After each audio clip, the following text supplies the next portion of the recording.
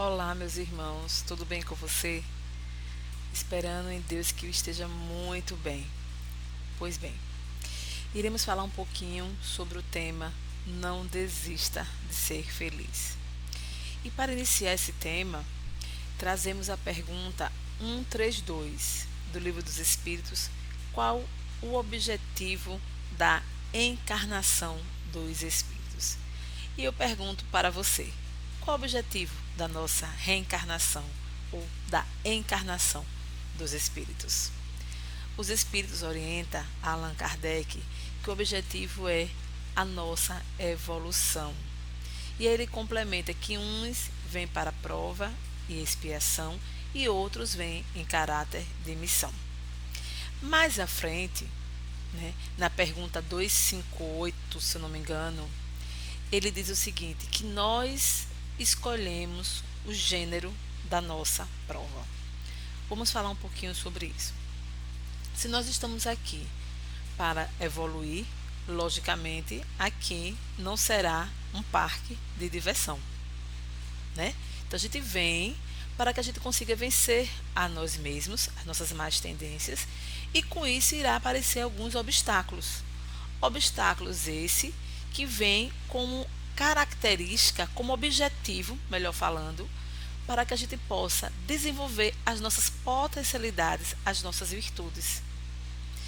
Isso vai depender muito de como a gente vai enxergar esses obstáculos. Mas deixando bem claro que esse gênero das nossas provas, desses obstáculos que às vezes a vida nos impõe, nos coloca como prova, fomos nós que escolhemos antes de renascer. Tem uma frase lá no livro Educação dos Sentimentos, de Jason de Camargo, que ele diz bem assim: as virtudes são para a alma, o que as pétalas são para as flores. Vamos imaginar que nesta mão aqui é uma flor, né? Não é uma flor porque aqui é uma mão, a flor é muito mais bonita, diga-se de passagem. Mas aqui é uma flor. E cada dedinho aqui é uma pétala. Vamos tirar todas as pétalas. A flor perde a sua beleza, não é isso? Mesma coisa é uma alma como ela não é virtuosa. As virtudes, ela embeleza a nossa alma. Aí eu pergunto para você, a gente pode perguntar, mas uma pessoa que faz tanta maldade, ela tem virtude? Todos nós temos virtudes, porque somos filhos de Deus. Então, por mais que esteja escondida uma virtude, está lá aquela luzinha, lá escondidinha, precisando de uma oportunidade, talvez de alguém acender aquela virtudezinha, mostrar aquele irmão, estimular a ele aquela virtude, dizer, olha, você tem isso de bom, estimule isso em você. É a oportunidade que aquele irmão está precisando despertar. E não é a crítica que vai ajudar aquele irmão. Não é jogar pedra que vai ajudar aquele irmão a despertar para as virtudes. Então, a alma virtuosa, ela se transforma bela. E é isso o objetivo da nossa encarnação, trabalhar as nossas virtudes. Quando a gente trabalha as nossas virtudes, né, a gente potencializa as nossas virtudes, a gente consegue, aos poucos, com isso, a nossa evolução espiritual. Não é assim? Aí, lembro de Jesus. Jesus, certa vez, passando, não lembro bem como é esse conto, mas ele passando por uma determinada rua, vê que as pessoas passavam pela calçada e quando via uma determinada algo no chão, as pessoas se afastavam, colocavam a mão no nariz devido ao odor que não estava bom e saíam fazendo críticas. Quando ele percebe, muito, né, inteligente que ele era, muito sábio, não digo nem inteligente, mas muito sábio que Jesus era, ele nos ensinava nas suas ações, ele percebendo aquilo, o que é que ele faz? Ele vai para aquela calçada onde as pessoas se afastavam, se abaixa, olha, percebe que é um cão que está em estado de putrefação, né? Está em decomposição, melhor falando. E aí o odor está muito, realmente não está um odor legal, mas ele aproveita o momento para nos ensinar com a ação. Então ele diz: olha, que belos dentes tinha este cão. Ele olha algo bom naquele cão que estava em estado de decomposição. Então, o que ele quis ensinar com a gente? Que a gente possa olhar algo bom sempre nas pessoas. Porque a gente sempre tem um hábito, né? Não vou generalizar, porque eu não estou aqui para generalizar, porque quem sou eu para generalizar algo? Mas a gente geralmente temos o hábito de olhar sempre a parte negativa das coisas, das pessoas, até às vezes da gente mesmo. Então que a gente sempre trabalhe o lado bom das pessoas, das situações, da gente mesmo. Quando a gente trabalha o lado positivo, a tendência é a gente modificar o nosso olhar.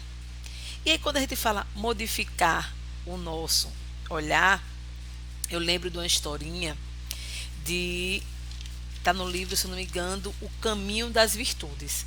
Mas antes de falar nesse conto, que vai, eu sempre gosto de trazer um conto, uma historinha, porque fixa melhor o conteúdo, né? Assim eu entendo, fica mais didático e a gente fixa melhor o conteúdo. Eu queria trazer uma frase de Clarice Lispector. Ela fala bem assim: a atitude é uma pequena coisa que faz uma grande diferença. E se a gente perceber, tudo move de acordo com a atitude. Vamos imaginar a misericórdia divina como ela é grande, se estende. Ela é grandiosa, ela é sem tamanho, é sem comentários, na verdade.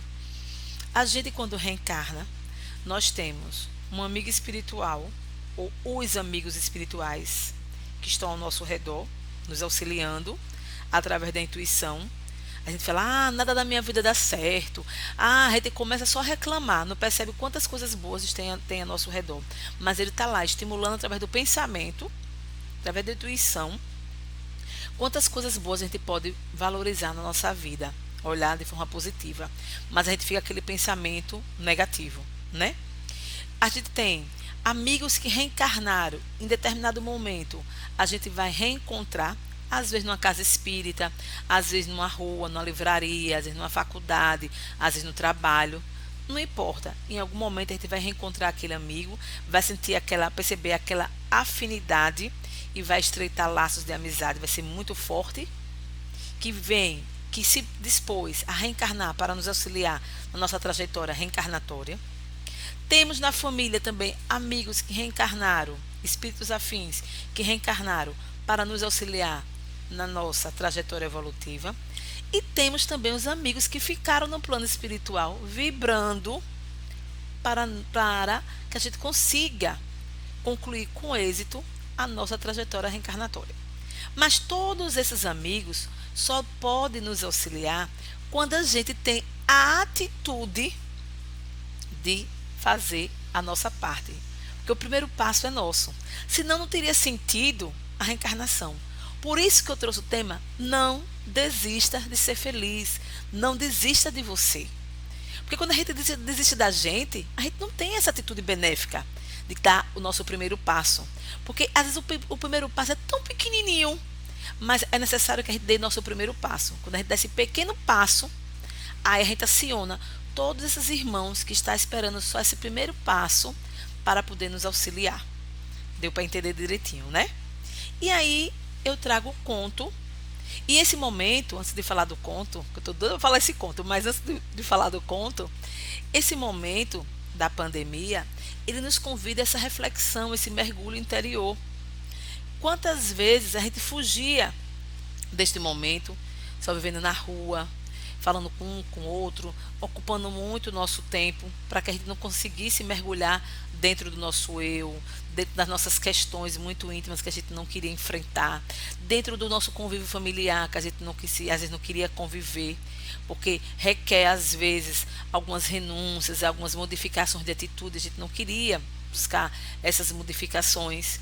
Então, o momento agora nos convida a essa mudança, a que a gente possa refletir melhor, a pensar um pouco melhor em nossas atitudes, a se olhar um pouco mais para si, ao que pode melhorar, a se olhar no que pode ser, quem sou eu de verdade, o que eu posso modificar em mim, quais são as minhas características verdadeiras, onde é que está o auto-engano. Então, esta reflexão é que o momento nos convida a esse olhar também, não só para a gente, mas também estendendo a nossos familiares mais próximos e também aos nossos irmãos em humanidade. A gente ter esse olhar, ligar para um amigo, saber como está. E não só ligar, às vezes tem aqueles curiosos que ficam, oi, como é que você está? Tudo bem? E fica só nesse tudo bem. É bom esse afeto? É, quando é verdadeiro. Mas também procurar fazer algo por aquele irmão. Ficar só no ligar é ótimo. A atenção é maravilhoso. Mas também se puder fazer algo, ninguém nunca é tão miserável que não possa fazer algo pelo outro irmão. Quando a gente não pode fazer de ordem material, a gente pode fazer de ordem espiritual. Quando a gente não pode fazer de ordem material, a gente conhece alguém que pode e a gente, quando a gente tem vontade, a gente corre atrás para auxiliar o outro. Tem uma história de Madre Teresa de Calcutá, eu não lembro toda na íntegra, porque as coisas vêm surgindo na minha mente às vezes durante a explanação, mas se não me engano foi uma jornalista falou com ela que Deus me livre, que por dinheiro nenhum ela faria aquele trabalho de socorro que Teresa de Calcutá estava fazendo, pegando as pessoas doentes, com aquele mau cheiro nas ruas. Aí ela disse que também ela também não faria por dinheiro nenhum, porque a gente não faz por dinheiro, a gente faz por amor, por sentimento. Então, é esse sentimento que a gente deve permitir que aflore dentro de nós. O sentimento do amor, da ternura, o sentimento da caridade, o sentimento da compaixão, o sentimento fraternal. É esse sentimento que devemos que aflorar dentro de nós, não só nesse momento, mas aproveitar o momento e que externe durante toda a nossa existência. Isso já existia na gente, que a gente possa praticar muito mais agora, onde o momento convida a essa prática. Bem, e falando do conto, né? Agora eu vou falar do conto, que tanto eu estava querendo falar, é do livro O Cultivando o Caminho das Virtudes, de Jason de Camargo, do Cavalo Branco. Sempre eu gosto de falar esse conto, porque ele leva a gente a uma reflexão de um pensamento mais positivo. E tudo inicia por nosso pensamento, né? Então que a gente possa alimentar um pensamento positivo. O conto diz o seguinte, que um fazendeiro comprou um cavalo branco, um lindo cavalo branco. Só que esse cavalo, ele fugiu. E aí seu vizinho soube que o cavalo fugiu. E aí disse bem assim, chegou na casa do fazendeiro, soube que você comprou um lindo cavalo branco e ele fugiu. Que azar, né? Aí ele respondeu, sorte ou azar, eu não sei. Eu prefiro acreditar que é sorte, mas o futuro dirá. E aí disse que passou alguns dias, o cavalo branco retornou. E retornou com mais 12 cavalos selvagens. O vizinho ficou sabendo. Chegou na casa do fazendeiro e disse, que sorte você tem, seu cavalo branco retornou, ainda trouxe com ele 12 cavalos selvagens. O fazendeiro respondeu, sorte ou azar, eu não sei. Eu prefiro acreditar que é sorte, mas o futuro dirá. Disse que o fazendeiro tinha um filho que sabia domar cavalos selvagens. E aí o filho dele saiu para a doma e, domando os cavalos, caiu e quebrou o fêmur. O que ocorreu? Ele ficou em casa. O vizinho ficou sabendo. Disse, que azar você tem? Seu filho saiu para a doma e quebrou o fêmur. O fazendeiro respondeu, sorte ou azar, eu não sei. Eu prefiro acreditar que é sorte, mas o futuro dirá. E disse que o exército estava recrutando jovens para a guerra. Foi na casa do fazendeiro recrutar o filho dele. Como ele tinha quebrado o fêmur, não pôde ser recrutado. O vizinho ficou sabendo e aí disse, que sorte você tem. Seu filho foi para a guerra e aí não pôde ser recrutado porque quebrou o fêmur. Ele respondeu, sorte ou azar, eu não sei. Eu prefiro acreditar que é sorte, mas o futuro dirá. Por que eu trouxe esse conto para vocês e também para mim? Porque toda vez que a gente fala, primeiro serve para a gente, para que a gente possa sempre alimentar um pensamento positivo. Às vezes, eu gosto sempre de falar coisas do dia a dia. A gente sai para o trabalho, né? E aí quando a gente vai ligar o carro, percebe que a bateria arriou. É que palavra arriou, né? Descarregou. Vamos falar mais bonitinho. Descarregou. E aí a gente, poxa, que azar. Tô atrasado, tô atrasada. vou bater o ponto, vai cortar meu ponto. Ou então tinha uma prova de um concurso. Imagine, saiu, já estava em cima da hora, não se organizou para sair com antecedência, né? Que azar. Mas será que é um azar? Eu pergunto para vocês. A gente saindo, temos que pegar um ônibus. E aí a gente, ao sair, percebe o quê? Que saiu atrasado, o ônibus passou um pouquinho antes, perdeu o ônibus. Que azar! Não deu certo. Tudo que vai nos ocorrendo, que não é do nosso agrado, aquilo que a gente planejou, o que a gente fala, que azar. Mas eu pergunto para você, será que é azar? Será que não seria sorte nossa? Porque poderia estar evitando um mal maior mais na frente? Ou teria algo melhor planejado pela divindade para a gente? Não seria aquela programação que a gente achava que seria bom para a gente? Eu pergunto isso para você porque a postura do fazendeiro, ele sempre pensava de forma positiva. Eu prefiro acreditar que é sorte, mas o futuro dirá. Quando a gente tem a postura do fazendeiro, que sempre acredita que tudo que nos acontece é para o nosso bem, a gente está sempre levando nosso pensamento de forma positiva. Mas quando a gente tem a conduta, a postura do vizinho, que fica sempre oscilando, não sabe que linha vai traçar, vai seguir, a gente não tem uma meta a seguir, a gente não sabe quem está sendo, por quem a gente está sendo orientado. Quando a gente decide seguir o Cristo, a gente decide a seguir os ensinamentos dele, a gente vai seguir tudo que a vida nos oferece. Se a vida oferece as coisas, as dificuldades, a gente entende que aquelas dificuldades vêm para o nosso bem, porque a gente acredita que tudo vem para o nosso bem. Porque o olhar que a gente vai perceber diante da situação é que vai dizer a minha modificação de postura. Se eu olho, essa doença veio para a minha vida, eu não tenho sorte, eu só atraio doença. Tudo para mim é difícil, eu não consigo passar em concurso. Tudo para mim é ruim, eu não consigo um namorado. Não vai conseguir nunca nada de bom, porque você pensa dessa forma. Tá vendo? É a conduta do quê? Do fazendeiro, ou do vizinho. Mas se tudo que me acontece vem, se isso me ocorreu, é porque algo melhor vem para mim. Eu preciso talvez me esforçar mais, eu me esforcei pouco, eu vou me esforçar mais, talvez o caminho deve ser outro. Então, se eu penso de forma positiva, a minha conduta muda. Talvez os meus caminhos vão se abrir de forma mais positiva. Então, quem dita o caminho que quero trilhar sou eu, diante do meu pensamento, depois da minha atitude, da minha vontade e daí colocar em prática. Que nunca desistamos de ser feliz. E para concluir, gostaria de contar rapidinho uma história do livro também, se eu não me engano, de Jason de Camargo, A Educação dos Sentimentos. Quando um rapaz ele foi ao centro espírita e assistiu uma palestra, ele disposto a querer mudar, melhorar, mas ao ouvir a proposta do evangelho, ele percebeu que tinha dezenas de virtudes. E ele percebeu que também não conseguiria cultivar todas aquelas virtudes em uma só reencarnação. Ele até diz no livro, vou precisar de dezenas de reencarnações para poder modificar. E desanima.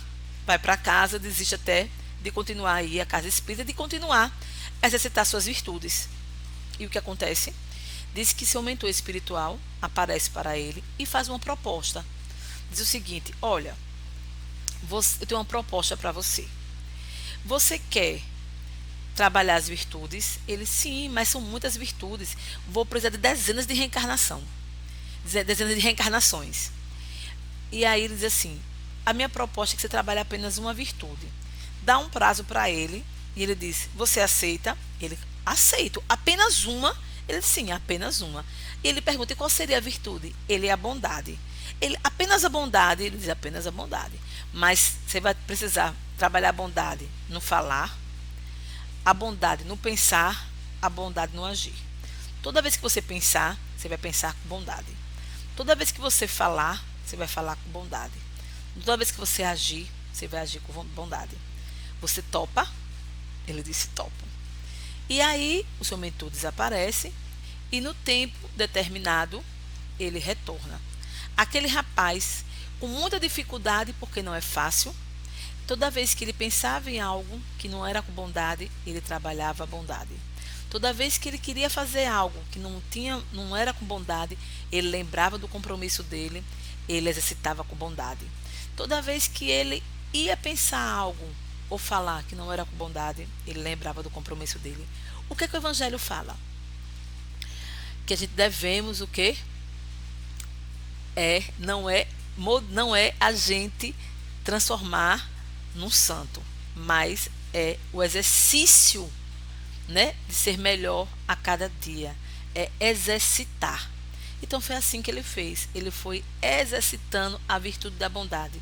E o livro dos Espíritos, na pergunta 886, Kardec perguntou aos Espíritos: como é que Jesus entendia a caridade? Benevolência para com todos, indulgência para com as imperfeições alheias e perdão das ofensas. Então, a bondade, convidada pelo seu mentor espiritual a ele exercitar, foi a mola propulsora para ele desenvolver todas as outras virtudes. Com a bondade, ele conseguiu desenvolver a indulgência, consequentemente o perdão, até chegar ao amor. E no tempo acordado, o seu mentor retorna ao seu lar. Ele estava em profunda oração, que era em meditação. A meditação é a oração com maior profundidade. Ele estava em meditação.